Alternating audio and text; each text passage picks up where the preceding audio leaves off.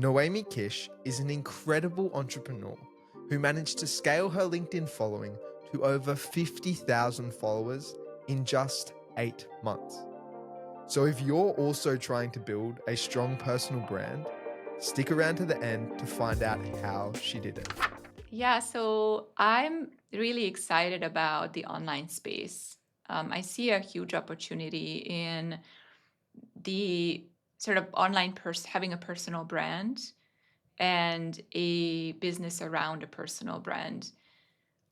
What I find is that when I've been building several businesses and you're marketing your business and testing out, you do a lot of marketing and you get people in through outbound marketing. But what I've really found powerful just in my short 8 months journey on LinkedIn, building to 50,000 followers, is how powerful it is when you're just giving away free value and content. And then you have inbound leads or people that are interested in whatever you offer, even if you don't offer anything, people reaching out, can you consult? Can you coach? Can you do this? Without doing any marketing. There's a lot of power in that. And Yeah. and I think every CEO or founder really should do something with a personal brand. I really recommend it. That's the perfect segue because that's actually the next question that I was going to ask you about. Was, as you said, you've grown to 50,000 followers. I didn't realize you just started your LinkedIn 8 months ago. Wow. Yes. How did you scale your followership that quickly? So I have a philosophy that I strongly believe in is whenever starting something new, instead of trying to learn the learning curve for 6 months and making mistakes, I just go to the person who's the best in that industry and I hire them and I say, show me how to do it. And that's exactly what I did. In my first, before I started anything on LinkedIn, I had 5,000 followers. I hired um, somebody who had 200,000 followers and she taught me the ropes and she basically said, this is what you do, this is what I've done, this is the system, the structure, and then I implemented it, and it was still some trial and error. I still had to Ac- learn a few things and find my own voice and audience and learn new skills like writing and content creation. But it's been really pretty fast growth Yeah, it definitely because did that work. That's why we're here, right? yes, it did. It did work. Yes. Yeah. Yes. Yeah. We found you on social media, LinkedIn. So we thought amazing that we need to have a chat, have this chat. Yes. I'm so glad you did. And It's great. building that brand, other than getting extra inbound leads like you talked about, what other leverage do you think it provides you? Yeah, I think there's something really powerful in digital products because what happens is like you make an episode of this podcast, for example, and you could put a call to action at the end, for example, and you make it once and that lives on the internet forever. Mm-hmm. And while you sleep, in social media, people can be circulating it, they can be sharing it. People find you 6 months from now and they go through your other episodes. It's huge leverage. It is, I believe it's one of the best leverages, just like online courses, communities that, you know, where you can create your knowledge and then instead of spending your hours teaching somebody that you created once and get it to a large scale of people. Hmm. And I think for me as well, I think it's also goes back to points of contact.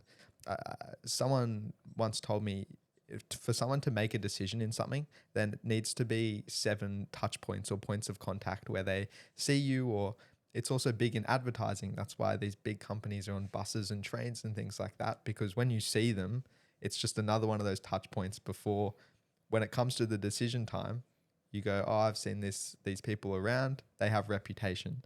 And so I think building your personal brand also improves that because you have more touch points and micro exposure. So, this podcast, you're on this podcast. I've seen you've been on a few other podcasts. When people search your name, there's micro exposure from all these different little things.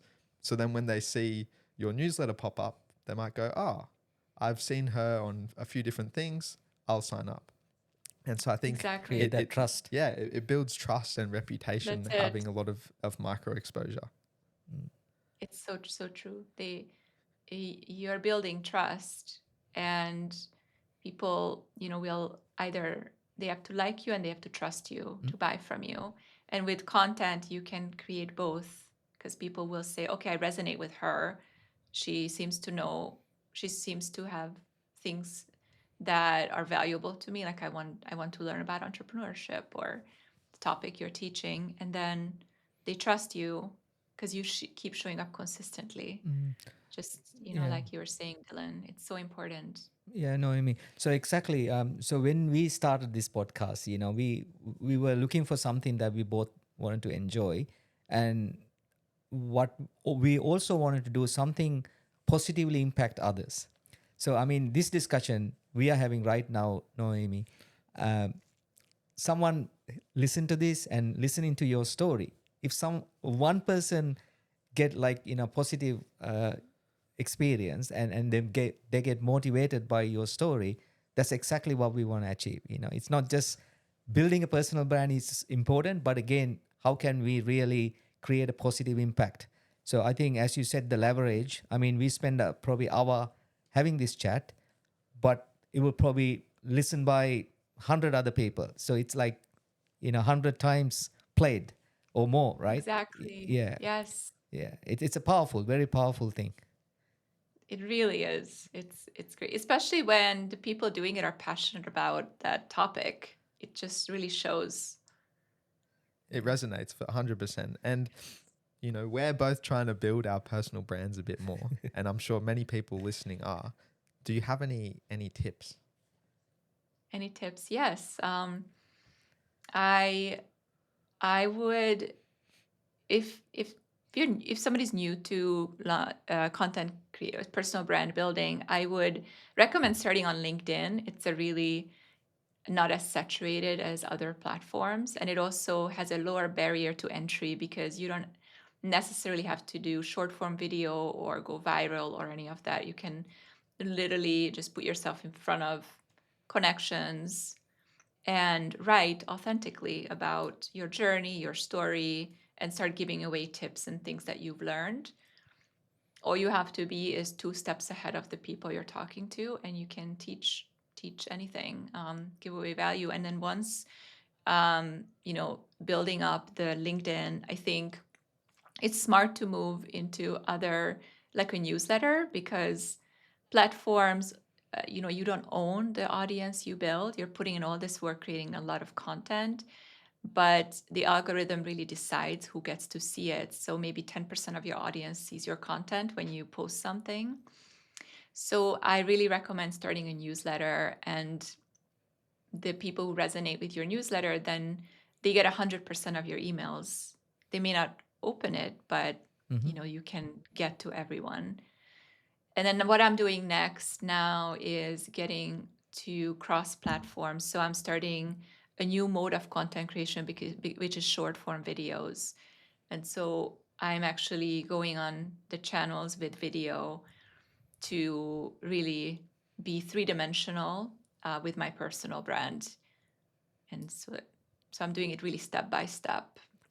And how do you, this is just a personal question, how do you manage your time? Because for me, even making this podcast, making the reels for this podcast takes up so much time. And I know you're also working in your company. How do you find that balance?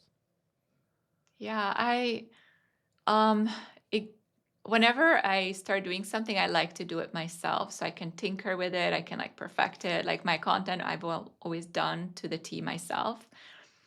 But then after I get overwhelmed, I start outsourcing it. So I now have a VA who's trained on helping me do it. I have a graphic designer, and because I learned so well how to do it, now I'm very easily able to say, just be the strategy. Like, this is what I'd like to create.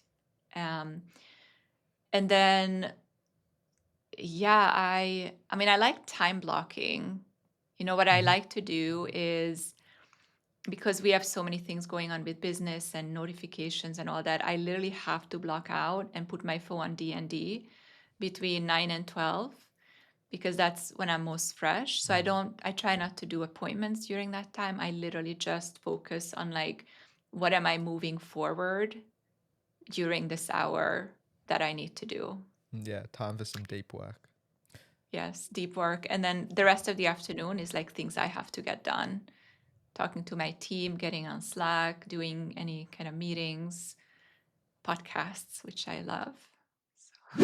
If you enjoyed this clip, head over to our channel to watch the full episode.